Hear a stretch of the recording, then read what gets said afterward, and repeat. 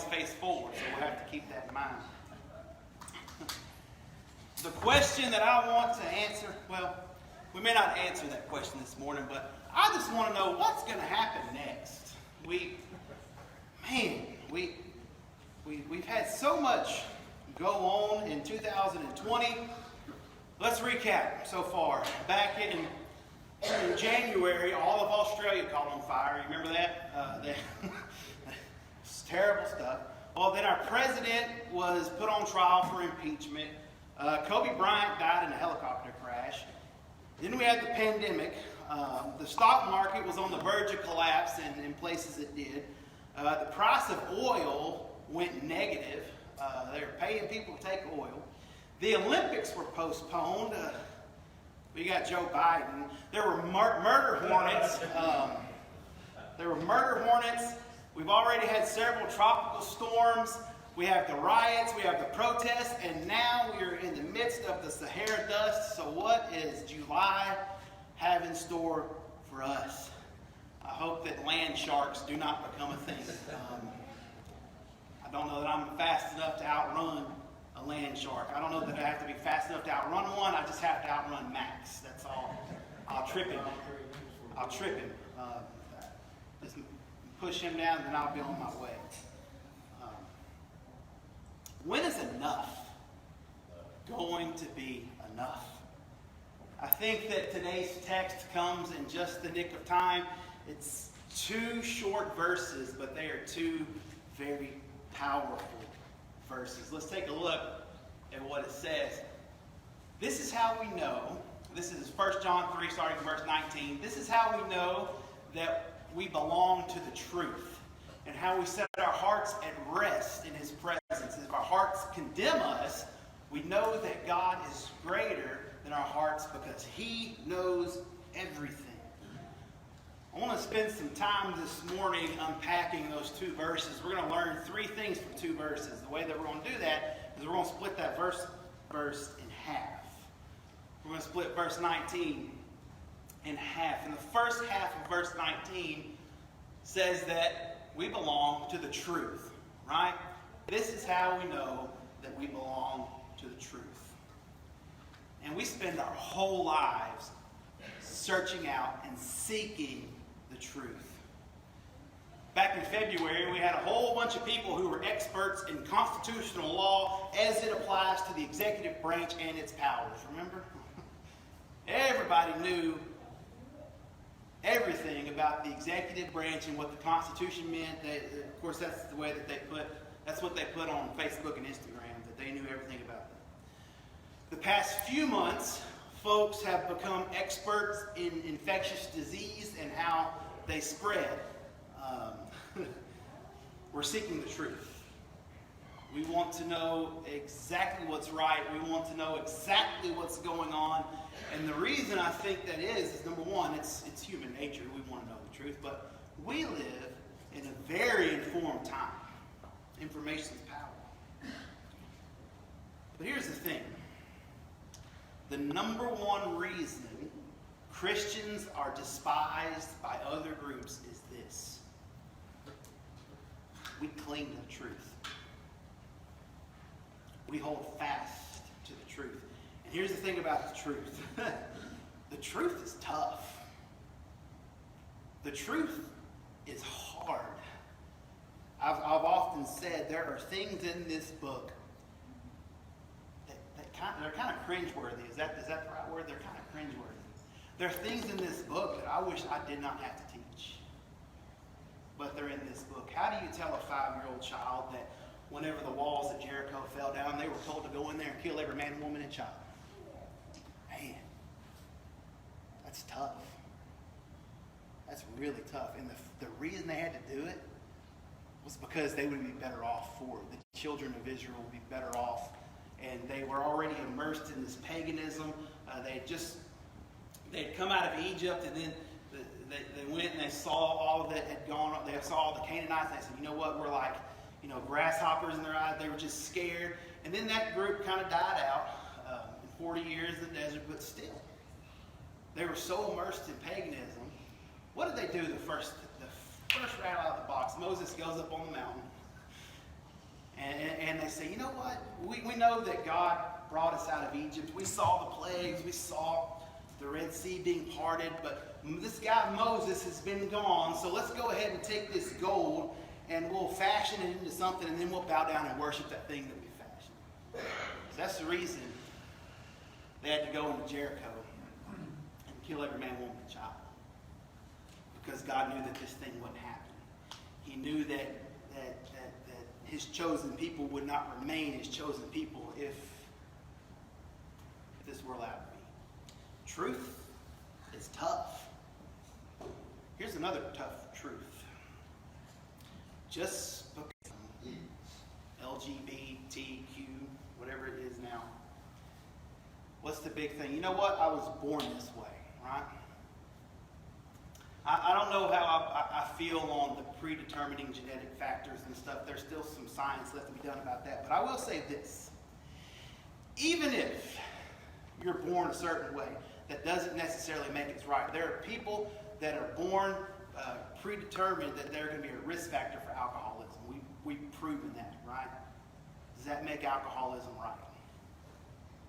Just because you're born a certain way. And like I said, I don't believe a whole lot of the predetermining factors, but that's tough. People take offense to that truth that we hold on to. Abortion. You see, Satan's really good. He is really good because we don't call it murder. We call it the right to choose. Right? I'm all for the right to choice. People have every right to choose to abstain. People have every right to choose to conduct themselves in the way that the Bible says they ought to conduct themselves. But as soon as another life enters the equation, you have no choice. People have taken so much offense this past month based on what? Somebody who was wrongfully murdered, right? There's been a lot of offense taken up this month for someone who was wrongfully murdered. What about the millions and millions of children that have been murdered? They choose to ignore that truth. They choose to cling to the truth that they like. But here's the thing about true truth. It's tough. Adrian Rogers said this: it's better to be divided by truth than united in error. It's better to speak the truth that hurts and then heals than falsehood that comforts and then kills. It is not love and it is not friendship if we fail to declare the whole counsel of God. It is better to be hated for telling the truth than to be loved for telling a lie. It is impossible to find anyone in the Bible who was a power for God, who did not have enemies and was not hated. It's better to stand alone with the truth than to be wrong with a multitude. It's better to ultimately succeed with the truth than to temporarily succeed with a lie. There were a lot of passages that I looked up in getting ready for this about truth, and there's one that just sticks out, and it's because it's such a basic idea. I've shared this analogy before, but stand firm with the belt of truth buckled around your waist. There is a reason that Paul mentioned this when he did. You see, this was the first piece of the armor of God that he mentioned. And the reason for that is because that is the first piece of armor that you put on. You put the belt around your waist, and then what do? You buckle the chest plate to it. You attach the sword to it. The truth is where it starts, and that's why Paul started with the truth. Everything else connects together because of the truth. Start with the truth. You know, if we could just figure out what caused this violence. That's what a lot of people do. What if we could just figure that out? If we could just figure out who's pulling the strings with this Antifa and everything that's going on. Is it a conspiracy? I don't know. But I do know this. If you start with the truth, everything else is going to fall in line, because nothing under God's control is ever out of control. I'll repeat that. Nothing that is under God's control is ever out of control. And that's where we need to start, is the truth. Well, once we have that truth and we're members of that truth, like it said, then we can have rest. We can set our hearts at rest in His presence. There was a fellow who had 3 very active boys. Cass, you may be in this boat here in a few months. 3 very active boys. And one day he was playing cops and robbers with his boys out there in the street in front of their house. And then one of the boys runs up and he says, "Bang, you're dead." God's presence, the presence of Jesus. Jesus said He is the way, He is the truth, He is the life. In His presence we have rest. Once we get that truth, we can have rest. We take hold of that truth and we can have rest. And what I mean by rest, it's not doing anything. That double negative makes positive, right? So rest, you actually have to do something. Not sit on your couch, eat time. Case in point, rest in the fact that He's got this. Boy, with all this stuff going on right now, you could worry yourself to death. But rest in the fact that He's got this. Rest in knowing that when you go out to struggle, when you go out to toil, whenever you go out to work for the betterment of His kingdom, He's got you. Rest in knowing that in the midst of the pandemic, we're staying in phase 2 for another month now. So rest knowing that we're staying in phase 2, and they even talked about going back to phase 1. Rest in the fact that He is in control. And I worried about this a lot until we had camp this past week. I said, what is camp going to be like? These kids we're really robbing them of a camp experience. And I felt that way until we played the first game, which we had a camera set up here, and the other churches were broadcast on that screen, and we played a game together, and then, hey, we felt it. The kids were into it. They were having a good time. And like I said, our church came out victorious. They were having such a good time that they wanted to go and do their memory work. When was the last time we had kids excited about memory work? See, Jesus said this, "Come to me, all you who are weary and burdened, and I will give you rest. Take my yoke upon you, learn from me, for I am gentle, humble in heart, and you will find rest for your souls. For my yoke is easy and my burden is light." I think about that, and it just fills me with hope. It fills me with joy. It fills me with hope at the fact that, and the yoke, from what I understand, it is like you have 2, like the oxen, and they're yoked together and they're pulling this thing. So it's made out of wood, so you have one on one side and one on the other. And if I'm yoked together with Jesus, that makes me smile, because Jesus' shoulders, think about what Jesus has placed on His shoulders. He's placed the cross on His shoulders. He's placed the burden of all of mankind on His shoulder, and that's the guy that I'm yoked together with. Wow. He's endured more than any of us could ever imagine. And that's why He says, my yoke is easy and my burden is light, because I've already done the work on the cross. Rest in that fact, folks, that Jesus has already done the work. But then we get to the last verse of our text. It's just simply God. You can say that about a lot of things, just simply God. If our hearts condemn us, we know that God is greater than our hearts, and He knows everything. God is bigger than we could ever even begin to imagine. And here's the thing. I think that even by trying to imagine God with our tiny, finite minds, we're putting limits on Him. We're limiting Him by our ability to comprehend.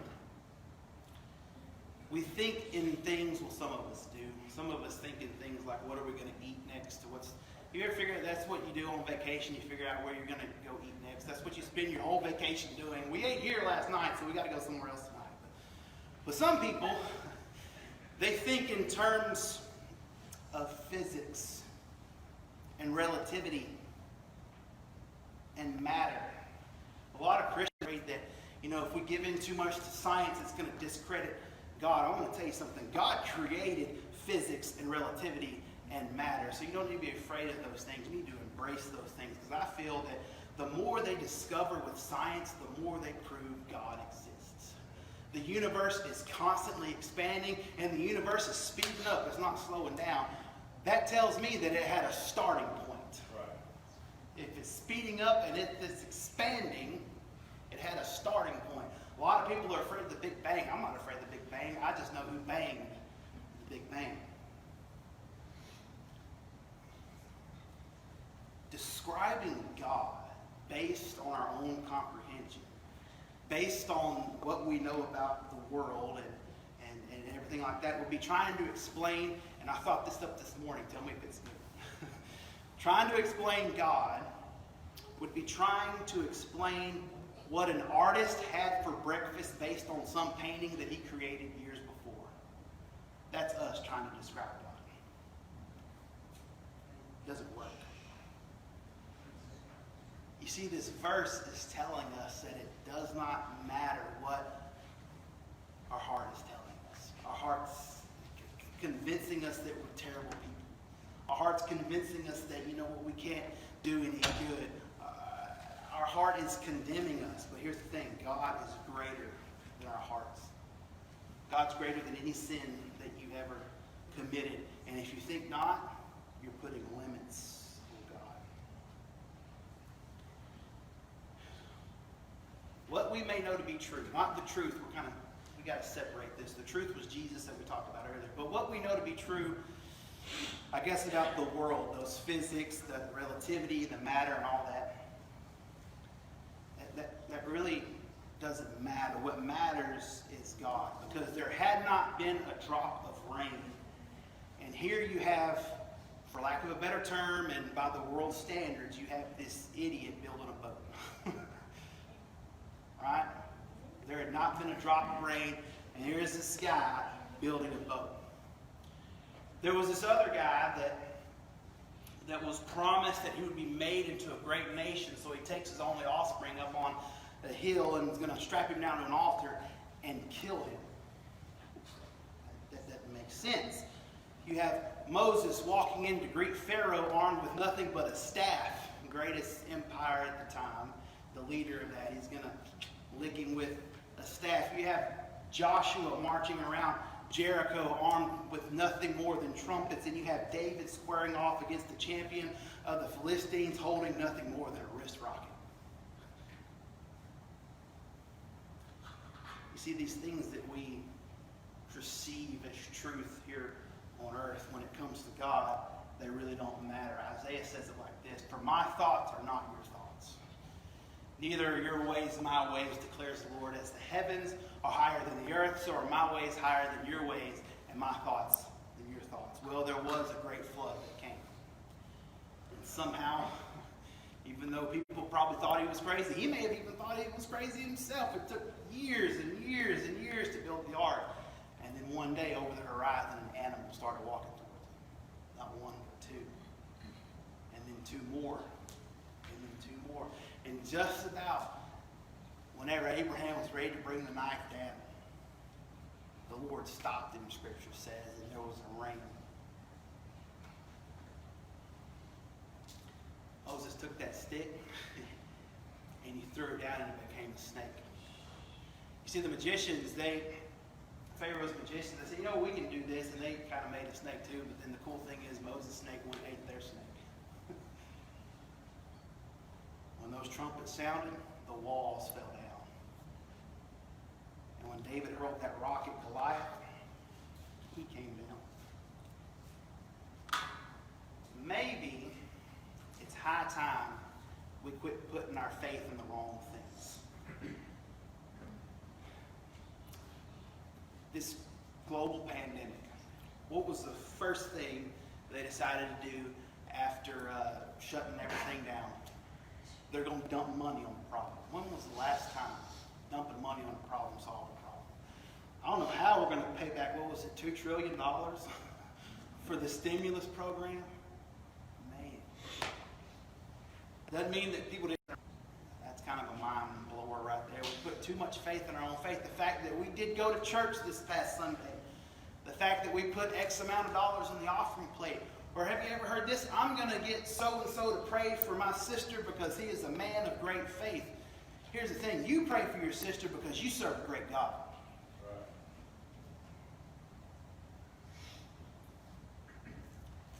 We know the truth. We can rest in the fact that we serve a great God. So what's next? I don't know. I hope it's not land sharks. I really do. I hope that the whole state of Louisiana doesn't go back to phase 1 or whatever it is. I hope not. But here's the thing. Whatever it is, God's got it. I think the problem is a lot of times we lack patience. Patience is a tough word, especially whenever we live in a world of instant information, instant gratification. It's tough to have patience. Patience is the ability to sit back and wait for an expected outcome without experiencing anxiety, tension, or frustration. Well, I have anxiety just as soon as I get out of bed in the morning. What is today going to hold?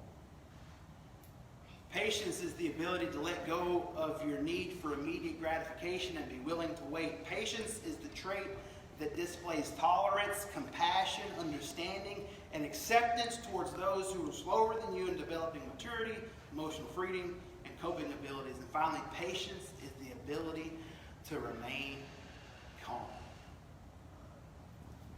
Remain calm in the midst of the storm. Remain calm in the midst of the pandemic, of the Saharan dust, of whatever it is, because God is in control. So what's next? That's the answer. I have no idea what's next. Kind of anxious to find out, because one day, we're going to be able to say, Max and I are going to be able to say to our grandkids, well, I was there in 2020.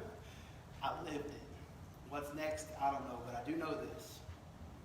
I know the truth in Jesus Christ. That truth gives me rest, and rest because I know that God's got this. Let's pray. Father God, thank you for this day. Thank you for this time that we got to come here and worship you and sing songs of praise. I thank you for the fact that you've given us your word to look into so that we can understand more about you. I pray now as we go into our communion time that we would just focus on you and your son, Jesus Christ. His name I